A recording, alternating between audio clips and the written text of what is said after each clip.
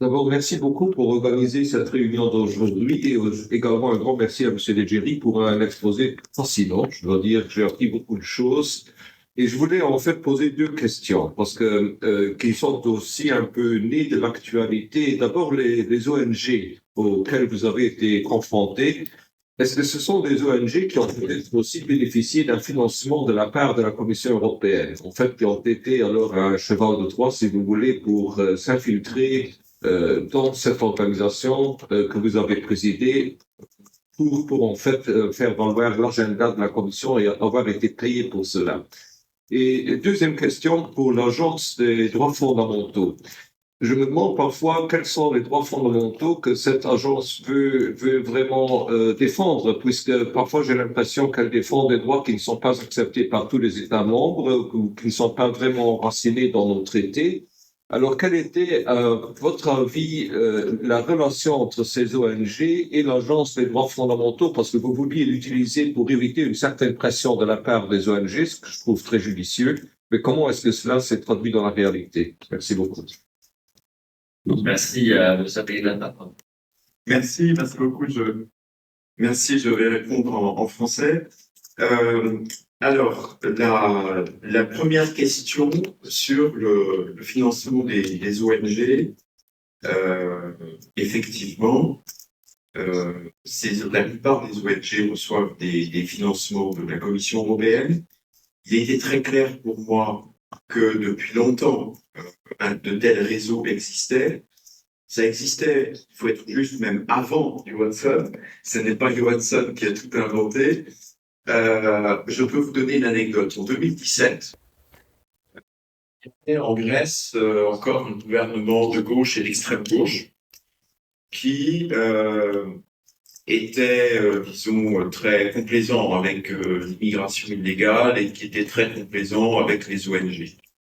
Et à un moment, la police hellénique, le directeur de la police grecque, donc, m'a dit qu'il avait un gros problème, c'est que les ONG étaient en première ligne au moment du débarquement des migrants, et la police grecque n'avait plus accès aux migrants. Et la police grecque ne pouvait pas appliquer les procédures prévues, notamment pour faire des contrôles de sécurité, pour faire des enregistrements. Et après ce premier contact avec les ONG, officiellement c'était pour un examen médical. En réalité, les migrants recevaient des conseils pour savoir comment partir pour aller vers l'Allemagne, vers les Pays-Bas, la Suède, la France, partout ailleurs. Et j'ai écrit une lettre à la commission. J'ai dit maintenant, j'ai une bonne raison de me plaindre parce que si la police grecque n'a pas accès aux migrants, la conséquence, c'est que les employés de Frontex n'ont pas accès aux migrants non plus, puisque le rôle des employés de Frontex était de soutenir la police grecque. Et si la police grecque ne peut pas faire son travail, il n'y avait rien à soutenir dans l'activité de la police grecque. Et donc, j'ai fait une petite note, une petite lettre que j'ai envoyée à la commission service de la DGO, mais bon. Et je n'ai jamais eu de réponse officielle, parce que je me plaignais, je disais qu'il fallait que la commission arrête de financer des ONG qui empêchent la police grecque de travailler et qui m'empêchent aussi de travailler. Mais il y a quelqu'un qui me voulait du bien dans les services de la commission, qui m'a téléphoné et m'a dit, écoute, ta lettre a beaucoup déplu à haut niveau. Si tu continues à écrire des choses comme ça, tu vas avoir des ennuis très graves. Tu fais comme tu veux, mais... Donc la personne me dit, je suis d'accord avec toi, mais il faut qu'on trouve un moyen de combattre cela d'une manière qui ne nous met pas en danger. Voilà la réponse à tous ces ONG. Donc je pense que les scandales que nous avons découverts en ce moment, des ONG financées par la Commission pour faire de marques verts, c'est partout dans tous les domaines comme ça. Et dans le domaine migratoire, je pense qu'il faudra faire des investigations également. Et ensuite, le rôle de l'Agence des droits fondamentaux. Pour moi, cette agence, elle ne sert à rien.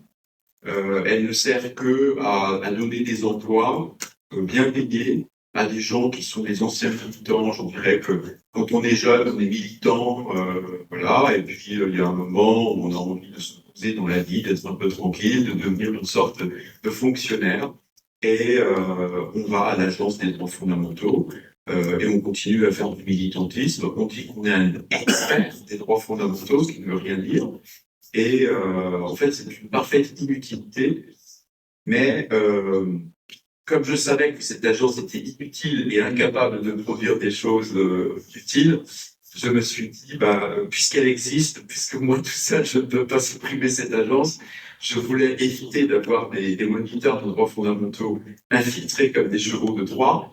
Et j'ai essayé d'externaliser. J'ai pensé que ça serait un peu discret, mais bon, voilà, le système des ONG était beaucoup plus fort que moi.